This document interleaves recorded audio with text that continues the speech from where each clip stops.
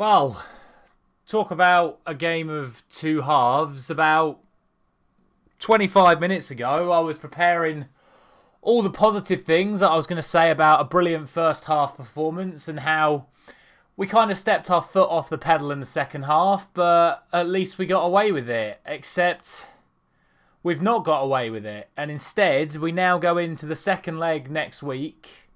2-2. Rashford injured. Varane injured.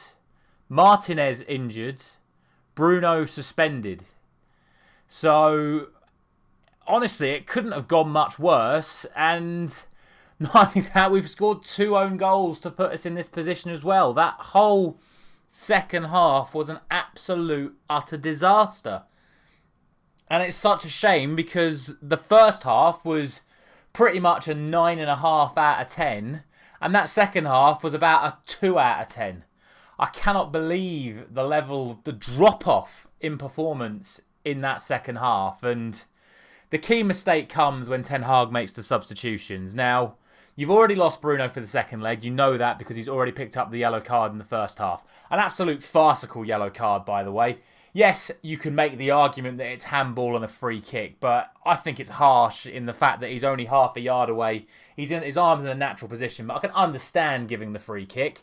It's the sort of thing that you always see given in European football. I spoke about it in my predictions yesterday morning, should I say, about the João Mario handball for Benfica. Those sort of handballs are given, but they shouldn't be yellow cards. It's not deliberate from Bruno Fernandes, but he's picked up his suspension, so surely he's the last player you take off, not the first. And after brilliant performances from Bruno Fernandes and Anthony Martial in that first half, yes, they were slightly more ineffective in that second half, but to take them off at the 2-0 lead was an absolutely shocking decision from Erik Ten Hag, and I'm sure he's going to regret making that decision, because let's be honest, the players he brought on, Weghorst, other than charging down the goalkeeper that one time, did absolutely nothing. He wasted our best opportunity in the second half where he could have spun and shot himself. He could have laid it off to Elanga with an open goal, but instead laid it back to Malacia, causing the wasted opportunity in that regard. Pellistri came on and did nothing except get booked. Elanga came on and did absolutely nothing, apart from being in that position where Weghorst should have passed it to him. And I just cannot believe the drop-off in the second half again. We've done it so many times recently, but I thought we'd got over that. The last 2 or 3 performances, we've played really, really well for the full 90 minutes. We've started to play better. We created so many chances, and the first half was a reflection of that. And I think I have to talk about the positives of the first half before I go back to the negatives, because it was a really good first half. We played some of the best attacking football I've seen from us over the last few months. We've had that drop-off in form since Anfield, but we were starting to build up the momentum again. Brilliant performance against Everton at the weekend. And that first half really showed a brilliant performance as well. There was a massive concern that without Marcus Rashford, we wouldn't be able to have the same sort of threat and drive that we normally have. But Martial came in and did a phenomenal job. I thought Anthony Martial was absolutely brilliant, and given the drop-off after he went off, I would probably say that Martial was our player of the match tonight, because he was involved in everything that was good. Now, we could have been up after 26 seconds if Sancho didn't time his run poorly. It was a good ball from Anthony, a good finish from Sancho, but sadly he was offside. We carried that momentum on for the first few minutes. Brilliant ball from Bruno Fernandes into Sabitzer. He puts the ball in the net. Second goal comes from Martial picking the ball up. Brilliant run, brilliant movement from Sabitzer again, a clinical pass and an absolutely phenomenal finish. And I have to say this right now. As I said, I could have given Sabitzer player of the match. I've given it to Martial because of the drop-off after he went off. But we have to sign Marcel Sabitzer. We were quoted 20 million from Bayern Munich when he was initially signed on loan. We have to take that option. It's not an actual obligation/option to buy in the contract. It's just a price that we were touted if we enjoyed the player. And me personally, as a Manchester United fan, I'm sure a lot of other Manchester United fans watching will feel the same way. If Bayern are still offering us 20 million to sign Marcel Sabitzer, that needs to be our first signing of the summer transfer window, and I need that deal done as soon as possible. I'll be talking to them tonight, tomorrow morning, getting that deal done. So on July the 1st, Marcel Sabitzer is a permanent signing for Manchester United. Anyway, outside of that, we continued to dominate the first half. I thought Anthony was absolutely fantastic tonight. One of his best performances in a Manchester United shirt, carrying on his positive form off of the Everton game. His battle with Acuna was fantastic. You know, giving it the old Brazilian versus Argentinian vibes. Acuna is widely regarded as one of the best left-backs in world football. Obviously part of the Argentinian national side that won the World Cup. And Antony gave him a really good go tonight. What I really, really was impressed with Antony tonight is the amount of times he actually went onto his right foot. Something that we're always so critical of him of. But he was taking on Acuna both ways, creating more angles for himself. And he was, of course, very unlucky not to score when he struck the post early in the second half. One of the many opportunities we had to kill off the tie before the disaster struck. My only disappointments in the first half, and it continued into the second half, the first one was Jadon Sancho, who, for me, just took too long to do everything. He was slow on the ball. He was creating opportunities, but he wanted too many touches. And a lot of times we had the opportunity to slip in Martial, play balls to Antony at the back, and he just hesitated on the ball. I don't know if it's a lack of confidence where he's not been playing recently, but I was really disappointed with Sancho tonight. He was giving the ball away. He was being, just like I said, taking too long on the ball and being very, very wasteful. So he was my one big disappointment in the first half, and that continued into the second half. Of course, the other disappointment is that injury to Rafael Varane. He just seemed to sit down, which is never a good sign, players going down. Seemingly off the ball incidents, and obviously we'll get to the other major concern later on. It's unclear, obviously, at this time how long he's going to be out for. I would expect him to miss the weekend and probably the second leg next week. But Maguire came on at the start of the second half, and again, we'll get to his own goal. But I didn't think Maguire did anything particularly wrong at the start of the second half. Like I said, we were in control of the game, but we just seemed to have that drop-off. And like I said, then the massive mistake came.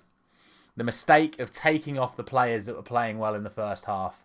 And that really, really allowed Sevilla back into the game. And from the moment those players were taken off, we seemed to lose that control of the midfield. Bruno is always the one barking the orders in midfield. He is the on-field captain when Maguire isn't playing. And the moment he went off, it was just unclear who was in charge. You had Sabitzer, Eriksson and Casemiro in midfield. Three phenomenal midfield players, but it was the first time they'd all played together. They looked a bit disjointed. It didn't look great at times. And Sevilla were able to start building up momentum and chances were being created. I have to say, shout out David De Gea's save at the end of the first half. That was a brilliant save. But up until the goal, De Gea wasn't really tested. But Sevilla kept building and building and building.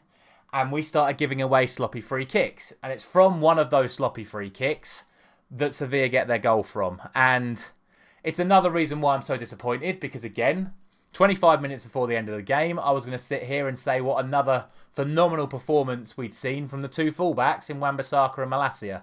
Now, obviously, I've been very critical of Luke Shaw over the last few weeks and his performances, and I've been high in praise of Malacia, especially off the back of his man of the match performance against Everton at the weekend. But he's fallen asleep massively. And at this level, I know it's the Europa League, but this is a top quality side in Sevilla. Yes, they're underperforming in La Liga. Yes, they underperformed in that first half, but they have some quality players on the pitch. And you cannot afford to fall asleep against quality players. And unfortunately, Malacia has done that. He's let Jesus Navas sneak round the back of him. Ball's been cut back. He's panicked and swung a leg at it. And unfortunately for him, he's deflected it on target. De Gea can't do anything about it. And, I mean, sod's law, isn't it? The one time De Gea thinks, oh, I better come out for this cross. I better abandon leaning on the post. If he'd have actually been leaning on the post, he would have blooming saved it. But that's football. You go 2-1 down and you think, okay, fine, we've let that happen. Let's just keep it to 2-1 and see what happens.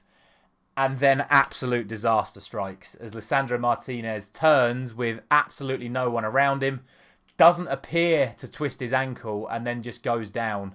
And it looked like on commentary, Robbie Savage was talking about it, it looks like it's an Achilles injury now. If it is an Achilles injury, and given the fact that he had to be carried off by his World Cup winning teammates in Acuna and Montiel, and given the fact he was then stretchered off down the tunnel with his head in his hands, this doesn't look good. And if it is an Achilles injury of any description, then that is Martinez written off for the rest of the season.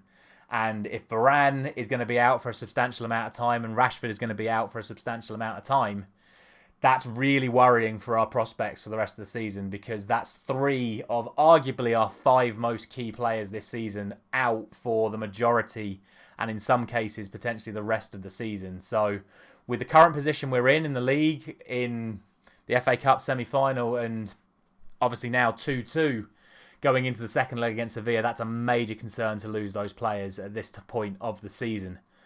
But still, we carry on. There are still 5-6 minutes left. And unfortunately, due to the Varane injury in the first half and the poor choices of substitutions made by Ten Hag during the second half, we're now left in a position where Martinez goes off and we've got no substitutes left. So we have to play the remainder of the game with 10 men. And then own goal number 2 happens. Allow the ball out wide. It happens when you've got 10 men. Ball comes in. El Nassiri throws absolutely everything he's got at it. He's headed it about 20 yards wide. It's come straight off the slab of the slab head, and it's flown straight into the opposite corner. Absolutely nothing Harry Maguire can do about it, in my opinion. I'm not going to label any blame at Maguire for this one. It's just pure dumb luck from a Sevilla perspective, but it's a total disaster from a Manchester United perspective, and it's 2-2. And we've scored 2 own goals. And there's no hiding from that fact. So I really don't know how to feel right now. I feel a little bit concerned about our status in this competition now. Travelling to Seville is never an easy trip. And thank goodness there are no away goals. Because if there were away goals, we'd be in serious trouble at a 2-2 scoreline with Sevilla on 2 away goals. Do we have the quality to win this game next week? Absolutely. That first half performance showed that we're more than capable of putting several goals past Sevilla if we play to our maximum potential. But the loss of our 2 key centre-backs, the loss of our on-field captain through suspension, and obviously no Marcus Rashford being available, raises serious concerns going into that second leg. And like I said, serious concerns for the rest of our top 4 chances in the Premier League as well. Nottingham Forest all of a sudden becomes a lot more difficult with Maguire and Lindelof coming back into the defence, purely because they've just not played regular football this season, and Varane and Martinez have been so solid together. I'm hopeful that Varane's injury isn't so serious, but it looks like Martinez's is.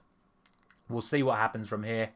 I'm still relatively confident that we can get through the tie and progress to the semi-finals, but yeah, serious doubt over it now. Hopefully we can get the job done. Nottingham Forest is a side that are very good at home, but I'd like to think, again, we are more than capable of beating a side of Nottingham Forest's quality. So hopefully we can get a positive result at the weekend to rebuild some of that momentum once again going into that second leg against Sevilla. But we shall see. Let me know your thoughts in the comments. One thing I better say before I go, Eric Lamela should have been sent off. The amount of challenges this season in the Premier League and in Europe that I've seen, Champions League, Europa League, whatever, the amount of times that I've seen players sent off for that sort of challenge. I know he's half pulled out of the challenge, but at the end of the day, his studs have gone into Casemiro's legs. And I've tried to defend Manchester United players around certain challenges like that. Casemiro's against Southampton, Sabitzer's against Leicester.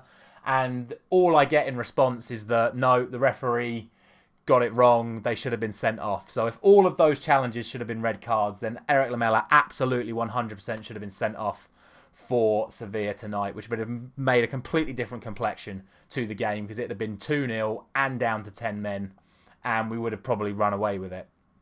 So that would be my first question in the comments. And of course, let me know your thoughts about the injury status. Do we have an opportunity still to progress, or with all the things that have happened tonight, is the second leg going to be one step too far for us, and is this where our European campaign is going to come to an end?